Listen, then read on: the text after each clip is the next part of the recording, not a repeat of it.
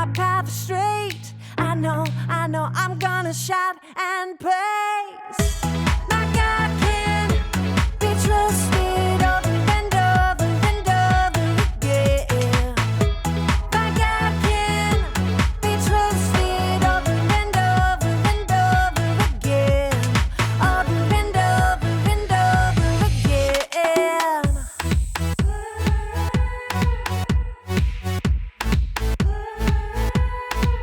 When I am up, when I am down, when life turns me around, should I go left? Should I go right? Should I be walking in circles in my mind? But I know God will make my path straight. I know I'm gonna shout and praise. My God can be trusted over and over and over again. My God can be trusted over and over and over again. Over and over and over again. I'm confident. My God can. I'm confident. My God can. I know. God will make my path straight. I know. I'm gonna shout and praise. I know. God will make my path straight. I know. I'm gonna shout and praise. My God can be trusted over and over and over again. My God can be trusted over and over and over again. My God can be trusted over and over and over again. My God can be trusted over and over and over again. Yes, He can. Over and over and over again. I'm confident. My God can. I'm confident. My God can. Over and over and over. I can trust Him. Over and over and over again. Sugar goes in here. Sugar, great fuel for experiments. Not the best fuel for your body. Salt goes in here.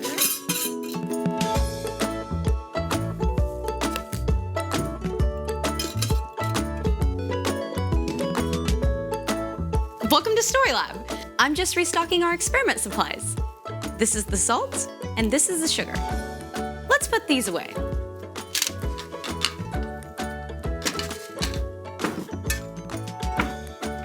This week on Story Lab, we're talking about integrity, while we take a look at the story of some friends who did what was right, even when it was scary.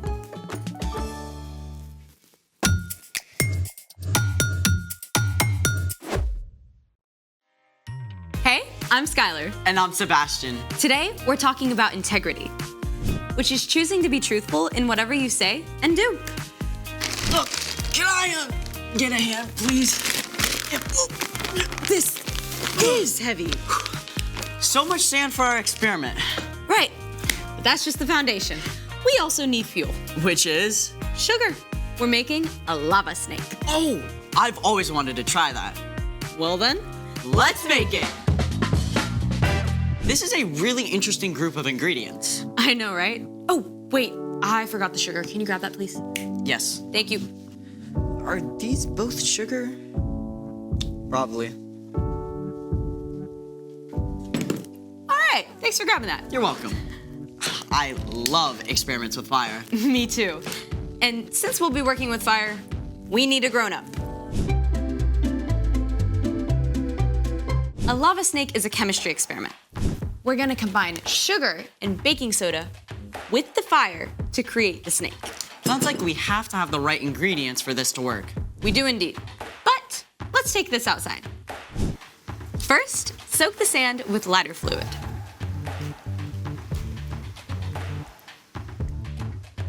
Then mix your sugar and baking soda together. Thank you. It should be 3 parts sugar.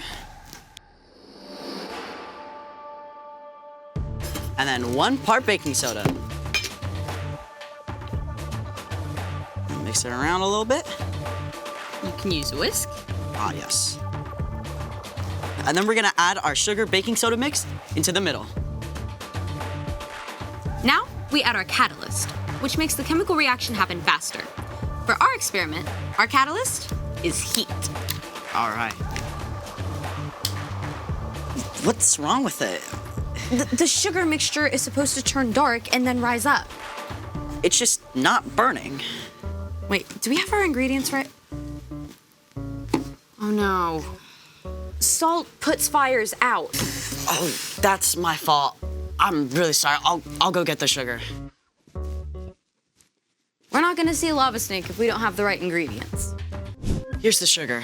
How did you grab the salt? I'll be honest, I chose a random jar, and I didn't look at the label. I should have double-checked and did the right thing in the lab.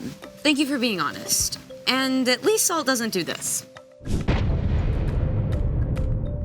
Ooh, that would be bad. I'm really sorry. You're forgiven. Let's do it again. Let's do it right this time. Yeah. Okay. First, add the fuel to the sand. Then mix together the correct ingredients. 3 things of sugar. 1, 2, and 3. And 1 thing of baking soda. And then we pour it in. And now, the catalyst.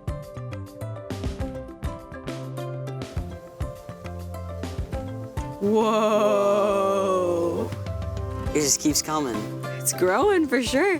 Ooh, it's still growing. Look, it looks like it has a little tail. You're not wrong. What should we name it? Trevor. Trevor. Trevor the lava snake. Good job, lava snake. That was awesome. When we put the right materials together, we get to see amazing things. It's also super cool to watch the flames. But fire can be pretty scary. Speaking of, it's time for... The story before the story. Today, we're in the Old Testament, the book of Daniel. God had a plan to bless the whole world through one family, the Israelites. But God's people kept turning away from God. At last, they were conquered by Nebuchadnezzar, the king of Babylon. After his victory, the king chose several young Israelite men to be prepared for service in his court. God blessed these 4 men, Daniel, Shadrach, Meshach, and Abednego, with health, knowledge, and wisdom. Eventually, the king put Daniel in charge of a big part of the kingdom and appointed his 3 friends to help. Which is where our story starts. Take it away. Hey everyone, I'm Jen. Soon after King Nebuchadnezzar put Daniel in charge of Babylon and appointed his friends to help, the king made a huge statue in gold. Wow, what a great-looking statue. King Nebuchadnezzar sent for all the highest officials of Babylon to come celebrate the statue. And you, and you, and you too. Everybody's invited. Daniel wasn't there. Perhaps he was traveling. But Daniel's friends, Shadrach, Meshach, and Abednego, were among the guests. Once everyone was assembled, a messenger called out. Hear ye what the king commands. When you hear the crazy music, you must bow to this statue and worship it. I don't think so. I'm not sure about that. Doesn't sound right. If you do not bow down in worship, you will be thrown into a blazing hot furnace. Oh, I'm bowing. Yes, sir. Yes. Okay. Let's try this out. Music, please. Ooh, it's so beautiful. In a far corner, everyone bowed down, except for Shadrach, Meshach, and Abednego. They knew it wasn't right to worship anyone or anything but the one true God. Hey, Excuse me, security. Why are they not bowing? They're not bowing. O majestic King Nebuchadnezzar! Long live the king! What do you want? Majesty, you commanded us all to bow down before your glorious statue. You said everyone should bow down when the music plays. You said if anyone did not bow, you'd throw them into the blazing hot furnace. Yes, yes, and yes. Why are you telling me what I've already told you? Do you want to die? Oh, glorious king, we noticed those Israelites you assigned to help Daniel rule Babylon. Yes? We noticed they were not bowing. What? Their names are Shadrach, Meshach, and Abednego, in case you forgot. Yes, yes, yes. I'm very angry. Bring me Shadrach, Meshach, and all red Lego. Abednego. A friend named Flo? Abednego. Abednego! Bring them to me. Shadrach, Meshach, and Abednego were brought to the king, who was furious. Shadrach, Meshach, and... Abednego. I know your name. I gave it to you. Yes, sir. Did you or did you not bow before my statue when the music played? I'll give you another chance. We'll play the music again, and this time you can bow to my statue and worship it. But if you don't, I will be forced to throw you into the blazing hot furnace, and what God could save you from that? Listen, King, I know you're angry, but nothing will change our minds. Yeah, that's right. If you throw us into the blazing hot furnace, our God is able to save us from it. Simple as that. And even if we thought he wouldn't, we still wouldn't bow to your statue. Or worship anyone but the one true God. Nebuchadnezzar became even more angry. He was steaming. He ordered the furnace to be made 7 times hotter than usual. Then the king's strongest soldiers tied up Shadrach, Meshach, and Abednego and threw them into the blazing hot furnace. The fire was so hot, it actually killed the soldiers. But what happened next amazed everyone. Wait a minute. The king saw something that totally shocked him. Didn't we throw 3 men into the fire? Yes, Your Majesty. But why are there 4 men? None of them are tied up, and none of them are harmed. And the 4th man looks like he's from heaven. Hey, Shadrach, Meshach, Abednego, you servants of the Most High God, get out of there. Come on. Wow. Look at that. They don't even smell like smoke. How is this I possible? mean, How can it look at be? the robes. Okay. Shh. Quiet. Stop. I have something to say. Before you all, I praise the God of Shadrach, Meshach, and Abednego. They trusted him and refused to obey my orders, willing to die rather than worship anyone besides their God. So, from this day forward, no one can say anything against the God of Israel in all my kingdom, and if they do, they'll have to answer to me.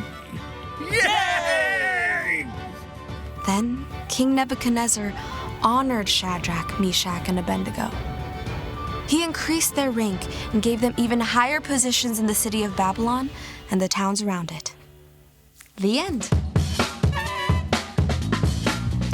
So they were inside the fire, and it was 7 times hotter than usual, and they didn't get burned? Daniel recorded that they didn't even smell like smoke. I smell like smoke after making s'mores on a bonfire. No wonder the king of Babylon was amazed and worshipped God. So, what's our part in the story? When we choose to do what's right, others can see God at work. And that starts with following Jesus. Jesus is a perfect picture of what God is like. When we try to live like Jesus, our choices and actions can show God's love to others even better than words. Like choosing to be friends with someone who's lonely, even though no one is playing with them. Oh, or like helping someone who's tripped and fallen, even if it makes you late to class. Or you could welcome your new neighbor with cookies, even if they're a little different from you. Or if you have a substitute teacher and the rest of the class is acting up, you can choose to listen and show respect instead. Sounds like you have the right idea. See you next time. So here's the thing. When you do what's right, others can see God. Just like Shadrach, Meshach, and Abednego. Just like when we finally added the right fuel to our experiment, we were able to see the cool chemical reaction.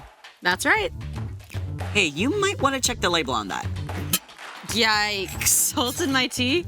That would have been bad. Thanks for joining us in the Story Lab. See you next time.